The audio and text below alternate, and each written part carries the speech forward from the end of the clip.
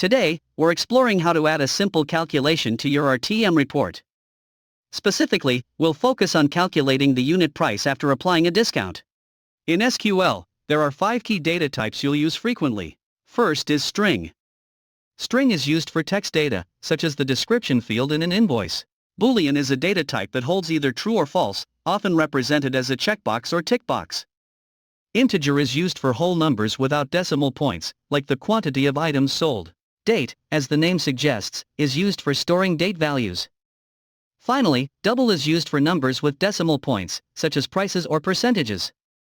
These data types are essential for structuring and managing your data effectively, so it's crucial to understand how and when to use them. Calculating the unit price for an item is simple.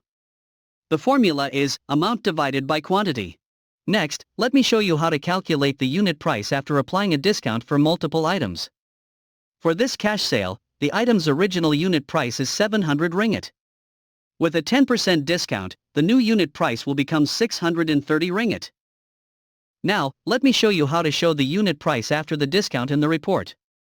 First, switch to the Document Detail tab and click on the calculator icon, placing it on the title header. Right-click and select Calculations to begin. To calculate the unit price after the discount, use the formula shown in the picture. Press Document Detail over here and drag the amount field into the calculation area, then add a / to represent a divide, followed by dragging out the quantity field. If you want to limit the number of decimal places for the unit price, you can use a rounding formula. Simply add simple round to X at the beginning, followed by an open bracket.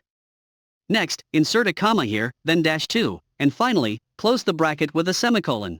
The -2 specifies that the result should display 2 decimal places. If you need 3 decimal places, simply change it to -3. After entering the desired formula, right-click and select Compile to check for errors and ensure accuracy. After done, all press OK to save. Next, click on Variable 3 and align it to the right. Remember to change the variable type to double, then select the display format and choose the 2 decimal format. If you need 3 decimals, you can add a 0 at the end. Thus, when you preview the report, it will display the unit price after the discount, which in this case is 630 ringgit. Thanks for watching. Subscribe to our YouTube for the latest video, follow our Facebook for the latest update, go to our website for reports and guides. It's so easy.